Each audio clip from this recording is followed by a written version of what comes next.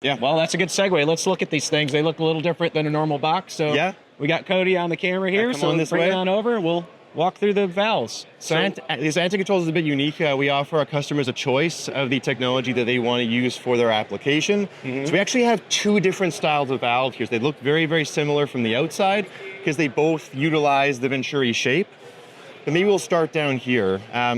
You may not believe me when I say this, but this is effectively a high accuracy VAV box. It's a high accuracy terminal unit. And so we are measuring airflow.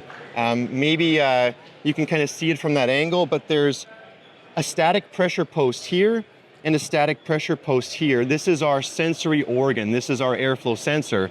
And so by measuring differential static pressure, we can correlate that to an airflow. So this valve is giving you live readings of flow throughout the duct. And some people, Tony, just love to measure flow, and we love that too. Right. Yep. Right. And so trying to get you a little light here on Yeah. the subject. People can see these beautiful boxes here. So valves, excuse me. It's all good. It's all, we hear that a lot. So So this the is airflow sensors are. So if you want to even come around, Cody, if you can, we'll get kind of a moving photo here. So if airflow is flowing into the duct this way, into the valve this way, and you'll notice that there's two posts there, and there's actually nothing being measured on the front face of those posts. You have to go to the other side of the valve to see those little holes that are picking up static pressure in both locations. It's actually very strategic in terms of the placement of those posts because we pick up the largest amplification of that static pressure signal. Right. And this is the flow measuring solution. Maybe we'll pivot up more here up top to the Venturi valve. So this is what a lot of people call a flow metering valve. This valve meters flow. It's called a Venturi valve. And it's going to give you a little bit of additional speed and stability in terms of your controlled response. It is a little bit different from the traditional flow measuring strategies. Maybe stand back a little bit there, Cody. Awesome, thank you. Good. So in a Venturi valve, you actually have two different types of movement, okay?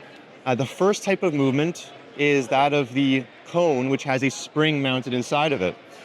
So the idea here is that basically as there are naturally occurring duct pressure fluctuations in the upstream side of your system, air is flowing this way through the valve.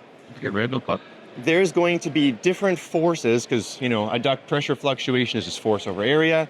So there's different forces acting on the front of that cone, and it's going to relocate this cone to a new position based on a force balance. And it's happening mechanically. There's no controller telling it to do that. So at all times, the cone is relocating to a new position in real time based on the active force balance in that duct stream.